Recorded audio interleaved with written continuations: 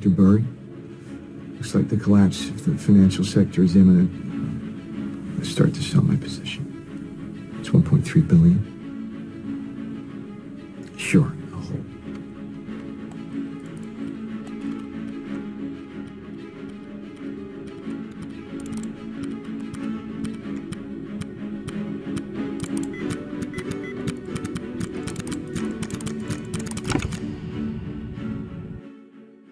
You know you've made it if someone thinks your story is worth making into a movie in Hollywood. The Big Short muse is now making moves that are making us wonder what he's up to.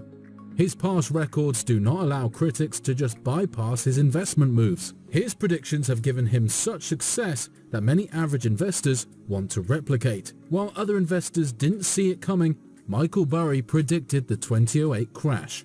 He was one of the first investors to call and profit from the subprime mortgage crisis. The veteran is also the man behind GameStop before it was even recognizable on Reddit. He built a massive position on the meme stock and sold his position in 2020. If he had held on to those stocks into 2021, they would have given him a return of at least $1 billion. Since he ranted on social media about the woes of the market conditions, we should take a closer look at his own portfolio holding. His 13F filings for the third quarter of 2021 are out, and we are ready to take a deep dive into his holdings. Let's check if Michael Burry really does put his money where his mouth is. Burry has been issuing warnings about the current state of the stock market. The renowned investor has cautioned that stock market speculation has reached levels not seen since before the 1929 crash. This means that the economy is in unfamiliar waters. He also mentioned that currently assets are significantly overvalued than before the dot-com bubble burst. There is a clear risk of the market crashing anytime soon. He's also made no secret of his views on Tesla stocks. His predictions on Tesla stock started when the stock was valued at less than a sixth of what it currently is. He recently tweeted, "Can Tesla fall 80 to 90%? After 2000, many high flyers did. Amazon fell 95% decades ago, changed its whole and thrived much later." He later deleted this post. He's predicting that Tesla stocks will reduce by almost 90% of their value. This stock has received attention as it has reached new market price records beyond its earnings and growth capability. However, critics are reserved as to whether the stock will actually fall by that much. So that's his prediction. Now let's look at how he is investing to profit from the forewarnings. His holdings from the latest filings show that Michael Burry has sold most of his positions in the companies he was invested in from the last recorded quarter. This is definitely reflective of his sentiments towards the general climate in the market. This third quarter saw Michael Burry continue the heavy offloading strategy he had adopted all year, the very strategy that proves his strong emphasis on the oncoming doom and gloom of the financial markets. Let's begin with the positions that he completely sold out of. VI Global Growth WTS, that constituted less than 1% of his portfolio, was completely sold off. So was VY Global Growth, just over 1%. Golden Ocean Group and its almost 6% stake was sold off completely, along with SunCoke Energy Inc., which constituted 8%. Marinus Pharmaceuticals Inc., another 8% stock in his portfolio, was sold off, and Scorpio Tankers Inc.'s almost 10% stake was sold off as well. You would think that Michael Burry was done with selling, but in this past quarter, he was clearly looking to rid himself of any holds that didn't fit his overall outlook. That included Ovintiv Inc.'s 14% stake and Discovery Communications Inc.'s 18% stake. Aside from the stocks that he sold 100% out of, there are positions that he reduced significantly.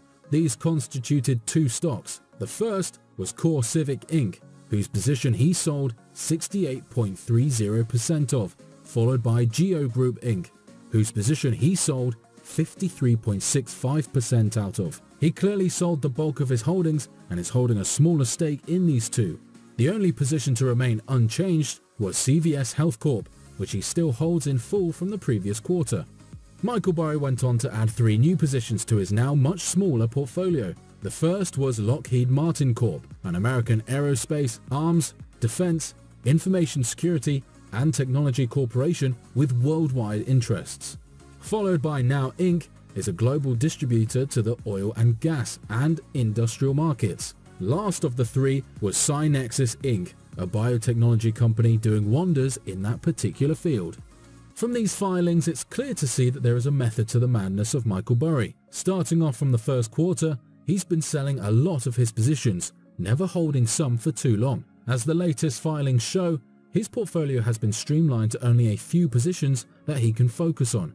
This moves in tandem to his financial warnings that an imminent crash is coming soon, or rather in his own words, the mother of all crashes. With a clear chunk of his portfolio gone, in what can accurately be assumed to be a cash holding, I wonder what will come next for the great investor. It's important to note that the 13F filings that I am referencing are retrospective. They nonetheless give us an overall feel of his intentions regarding his overall view of the market. Michael Burry has also increased his cash position as he seems to be taking a conservative approach. Shh. These guys don't want you to know what I'm about to tell you about the best way to get car finance right now. When it comes to car finance, these guys... Michael Burry's investment strategy is directly rooted in what he regularly states. If one wants to ask why he's selling heavily and not holding on to positions for too long, one only needs to hear him speak. Burry has stated that the current market boom reminds him of the dot-com bubble and compared the current options trading frenzy to the rampant speculation that precipitated the Great Depression. At one point, he even tweeted a screenshot of financialweb.com's stock chart. The defunct company behind Stock Detective and other financial information websites saw its share price nosedive from a high of $28 to a fraction of a cent following the dot-com crash. A very common chart back in the day, Burry said. Looks vaguely familiar. He didn't stop there. He proceeded to compare the bull market during the 15 years to 2000 to the run-up in stocks over the past 15 years.